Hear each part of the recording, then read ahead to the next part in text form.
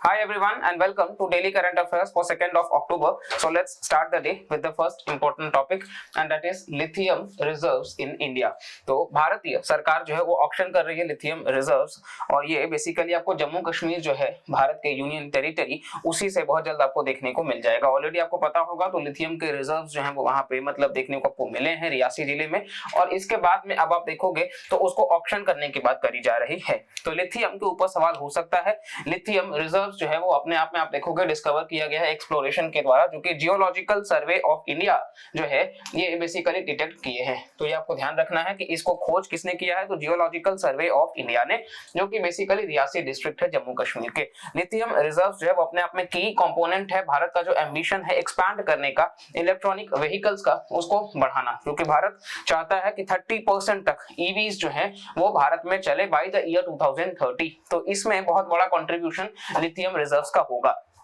इसी के साथ साथ में आप देखोगे तो लिथियम जो है वो एक रॉ मटेरियल है जो कि क्रिटिकल है बैटरीज बनाने के लिए इलेक्ट्रिक व्हीकल्स में। तो जब आप इलेक्ट्रिक व्हीकल्स को प्रमोट करने की बात कर ही रहे हो तो वो बगैर लिथियम के होंगे ही नहीं, क्योंकि जो बैटरी का निर्माण होगा उसमें लिथियम की आवश्यकता पड़ेगी। इसी के साथ साथ में लिथियम आयन बैटरीज जो है उनका जो एनर्जी डेंसिटी है वो काफी ज्यादा है, जिसके वजह से high power to weight ratio होता है। ये आप ध्यान रखेंगे कि ये हाई एनर्जी डेंसिटी होता है। साथ साथ में ये काफी अच्छा मतलब काम करता है वैरायटी ऑफ टेम्परेचर्स में भी, यानी कि काफी एनर्जी एफिशिएंट है और इस वजह से ये काफी सेफ और डिपेंडेबल प्रोसीजर माना जाता है। इसी के साथ साथ में जम्मू कश्मीर के अलावा लिथियम जो है वो आपको बेसिकली राजस्थान के नागौर डिस्ट्रिक्ट में भी आपको देखने को मिल जाएगा और ये again 80% of the countries demand को फुलफिल कर सकता है, ऐसा जो है वो कहा जा रहा है, क्योंकि बहुत ज्यादा हम इस पे भी डिपेंडेंट हैं चाइना के ऊपर। इवन आप लिथियम ट्रायंगल देखोगे तो उसमें भी अर्जेंटीना, बोलीविया और चिले एबीसी करके आप याद कर सकते हो ये ट्रिक से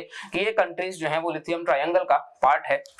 और ओवरऑल आप देखोगे इसको व्हाइट गोल्ड के भी नाम से जाना जाता है, जो कि पीरियोडिक टेबल में one among the lightest element है। इसी के साथ साथ में अगर हम बात कर लेते हैं तो नेक्स्ट टॉपिक है हमारा एंजल टैक्स। तो एंजल टैक्स जो है अब ये क्या है जी, तो इनकम टैक्स डिपार्टमेंट जो है वो नोटिफाई किया है नया एंजल टैक्स के रूल्स, जो कंप्राइज करता है एक मैकेनिज्म ताकि इवैल्यूएट किया जा सके जो शेयर इशू करा गया है अनलिस्टेड स्टार्टअप्स के द्वारा टू इन्वेस्टर्स। जो अनलिस्टेड स्टार्टअप्स हैं वो स्टार्टअप्स जो अभी तक लिस्टेड नहीं हुए हैं तो उनके द्वारा बेसिकली यहाँ पर एंजल टैक्स के रूल्स में कुछ बदलाव लाए गए हैं। अब उन चेंजेस के अकॉर्डिंग आप देखोगे आपको याद नहीं करना है कि वो रूल नंबर क्या है, कौन से रूल के अकॉर्डिंग, बट जो central board of direct taxes है सीबीडीटी वो प्रोवाइड करते हैं कि जो वैल्यूएशन है कंपल्सरीली कोई कन्वर्ट किया जाए जो प्रेफरेंस शेयर्स है और इक्विटी का शेयर्स जो कि इशू किया जाता है अनलिस्टेड स्टार्टअप्स के द्वारा और उनका फेयर मार्केट वैल्यू के बेसिस पे। दरअसल एंजल टैक्स में आप देखोगे कि जो नए स्टार्टअप्स होते हैं उनको कैपिटल की जरूरत होती है और यहाँ पर क्या होता है कि उनको कैपिटल तो मिलता है इन्वेस्टर्स के द्वारा, लेकिन ये इन्वेस्टर्स जो है वो उनके जब इक्विटी को परचेज करेंगे तो मार्केट प्राइस से ज्यादा दाम पे मतलब परचेज करेंगे। अगर 100 रुपए का है तो वो मान लो आप 130 रुपए पे परचेज करेंगे, तो जस्ट बिकॉज ये मार्केट प्राइस से ज्यादा ओवरऑल में बिक रहा है इसी के ऊपर टैक्स लगाया जाता है, that is termed as angel tax. क्योंकि एंजल जो है वो स्टार्टअप में जब कोई इन्वेस्ट करता है उसकी बात करी जाती है। अब ये जो अमेंडेड रूल्स हैं इसमें 5 नए वैल्यूएशन मेथड्स हैं जो प्रपोज किए गए हैं इसके अकॉर्डिंग, और यहाँ पे आप सिग्निफिकेंस देखोगे तो ज्यादा क्लैरिटी आता है दोनों ही, चाहे फिर वो इन्वेस्टर हो चाहे फिर वो इन्वेस्टी हो, दोनों के ही बेसिस पे कि किस तरीके से जो चांसेस है फर्दर कि कोई मतलब लिटिगेशन फाइल ना हो उसको ध्यान में रखा जा सके। इसी के साथ साथ में एंजल टैक्स के बारे में यहाँ पे समझाया गया कि ये टैक्स है जो लेवाई किया जाता है कैपिटल जो पैसे रेज किए जाते हैं via the issue of shares by unlisted companies. जो भी अनलिस्टेड कंपनीज हैं जब वो अपने शेयर्स को मार्केट में इशू करते हैं तो वो जो कैपिटल रेज करते हैं उसी के बारे में बात हो रहा है, और जो शेयर का प्राइस होगा इशूड शेयर्स का वो एक्सेस होगा फेयर मार्केट वैल्यू से। यहाँ पे एग्जांपल के साथ समझाया गया कि अगर एक स्टार्टअप को 50 करोड़ जो है वो इन्वेस्टमेंट मिलता है 1 लाख शेयर इशू करके 5000 ईच पे, तो यहाँ पर आप देखोगे फेयर मार्केट वैल्यू के हिसाब से 20 करोड़ ही होगा अगर वो 2000 पर शेयर पे मतलब बिकता है। तो इस प्रकार से यहाँ पे एक्सेस मार्केट वैल्यू जो है वो 30 करोड़ इसको निकालने के लिए एंजल जो इन्वेस्टर्स है उनकी जरूरत लगेगी, जिसके लिए एंजल टैक्स उस पर प्रपोज किया जाएगा। नेक्स्ट यहाँ पे जब एक एंजल इन्वेस्टर फंड करता है नए बिजनेस वेंचर्स को तो जो स्टार्टअप है वो कहीं ना कहीं ऑब्लाइज्ड है कि वो पे करेगा अपना part of the investment as tax, क्योंकि ये मेंशन है इनकम टैक्स एक्ट 1961। तो ये भी सवाल हो सकता है कि जो एंजल टैक्स लगाया जाता है ये दरअसल इसको पावर कहां से मिलता है, तो इनकम टैक्स एक्ट है 1961 का, इसके तहत इसको पावर ये दिया गया है। नेक्स्ट आप देखोगे तो इसको इंपोज पहले भी किया गया है उन इन्वेस्टमेंट्स पे जो कि एक रेसिडेंट इन्वेस्टर हो, मतलब कि जो भारत का ही है, तो उसके अकॉर्डिंग उस पर भी ये लगाया जाता था। हालांकि फाइनेंस एक्ट 2023 प्रपोज करता है एक्सटेंड करने के लिए एंजल टैक्स इवन जो नॉन रेसिडेंट इन्वेस्टर्स हो फ्रॉम अप्रैल 1, 2024।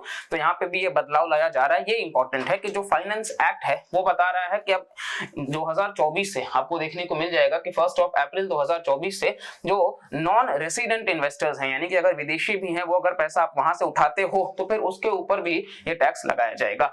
नेक्स्ट आप देखोगे ये लेवाई किया जाता है at the rate of approximately 30% है on net investments in excess of the fair market value. ठीक है, तो 130 का जो हमने एग्जांपल लिया था उसके ऊपर 30% आप ध्यान रख सकते हैं। नेक्स्ट इसका रैशनैलिटी यही है कि गवर्नमेंट इंट्रोड्यूस किया ताकि मनी लॉन्ड्रिंग को कर्ब किया जा सके और आसान बनाया जा सके बिजनेस के लिए टैक्स नॉर्म्स को। और इसी के साथ साथ में इसका क्रिटिसिज्म ये है कि स्टार्टअप जो है वो लूज कर रहे हैं significant amount of money taxes के फॉर्म में, क्योंकि ये बेसिकली कहीं ना कहीं सिग्निफिकेंट पार्ट हो सकता है उनके इन्वेस्टमेंट का जो कि उनको टैक्स में देना पड़ रहा है। तो इसी वजह से इसका क्रिटिसिज्म भी आपको देखने को मिलेगा। नेक्स्ट है रॉड टेप, तो रेमिशन of duties and taxes on exported products. तो जब भी जो ड्यूटी और टैक्स लगाया जाएगा एक्सपोर्टेड प्रोडक्ट पे, उसके बारे में बात करी जा रही है रॉड टेप स्कीम। तो हाल ही में यूनियन गवर्नमेंट ने एक्सटेंड किया है सपोर्ट अंडर द स्कीम जिसका नाम है रेमिशन of duties and taxes on exported products, जो कि 30 जून 2024 तक के लिए। तो रॉड टेप एक WTO यानी कि वर्ल्ड ट्रेड ऑर्गेनाइजेशन का कंप्लायंट स्कीम है और ये रिप्लेस कर रहा है मर्चेंडाइज एक्सपोर्ट्स को फ्रॉम इंडिया स्कीम। तो ये स्कीम का आपको नाम ध्यान रखना है, merchandise exports from India scheme, because इसको ये रिप्लेस करके आ रहा है रॉड टेप। और ये जो नया स्कीम है इसके तहत आप देखोगे refund of all embedded taxes and duties, जितने भी टैक्सेस एंड ड्यूटीज हैं उनका रिफंड का बात होता है। ठीक है, इंक्लूडिंग दोज जो कि इवन रिफंड नहीं है या रिम्बर्स नहीं किए गए हैं इस स्कीम के तहत, मतलब ये वाइडर कवरेज को ले रहा है। और इसी के साथ साथ में आप देखोगे एलिजिबिलिटी, तो एवरी एक्सपोर्टर जो है जिनका गुड्स भारत में एलिजिबल है इन बेनिफिट्स के तहत, वो बेसिकली कुछ मतलब सर्टेन कंडीशंस है। और यहाँ पे मिनिस्ट्री ऑफ कॉमर्स जो है वो रिस्पॉन्सिबल है, आपको ध्यान रखना है, ministry of commerce and industry. और इसी के साथ साथ में नेक्स्ट हमारा है वो है ग्लोबल सिक्योरिटी इनिशिएटिव। तो हाल ही में नेपाल रिजेक्ट करता है कॉल्स फ्रॉम चाइना कि ज्वाइन करे ग्लोबल सिक्योरिटी इनिशिएटिव को, जो कि विजिट होता है प्राइम मिनिस्टर पुष्प कुमार दहल जो प्रधानमंत्री हैं नेपाल के, ये बीजिंग के दौरे पे जब रहे हैं, तो इन्होंने रिजेक्ट किया है कॉल्स फ्रॉम चाइना और ये बेसिकली इसका पार्ट नहीं रहेंगे। तो ओवरऑल आप देखोगे ये एक नया चाइनीज इनिशिएटिव है जो कि कहीं ना कहीं चैलेंज करने की बात कर रहा है वेस्टर्न लेड जो ग्लोबल गवर्नेंस सिस्टम है और डीलेजिटिमाइज कर सके यूएस का जो रोल है एशिया में, इसको ये कम करने की कोशिश कर रहे हैं चाइनीज अथॉरिटीज। तो यहाँ पे ग्लोबल डेवलपमेंट इनिशिएटिव से आप देखोगे कि कहीं ना कहीं यहाँ ग्लोबल सिविलाइजेशन इनिशिएटिव, ये तीनों इनिशिएटिव्स प्रपोज किए गए हैं शी जिनपिंग के द्वारा, ताकि चाइना का जो फॉरेन पॉलिसी है इसको वो प्रमोट कर सके और ओवरऑल ये अपना अग्रेसिवनेस एज यूजुअल दिखा सके, ताकि यूएस जो है जो वेस्ट का इन्फ्लुएंस एशिया में ना हो या to be very specific Indo Pacific में ना हो, उसको लेकर के ये कहीं ना कहीं एक अपना पॉलिसी बना रहे हैं। तो ये हमारा डेली करंट अफेयर्स से था। अगर आपको वीडियो नॉलेजेबल लगा हो तो प्लीज लाइक करिएगा, चैनल को सब्सक्राइब करिएगा और मिलते हैं अगले वीडियो में। तब तक के लिए bye bye, take care and जय हिंद।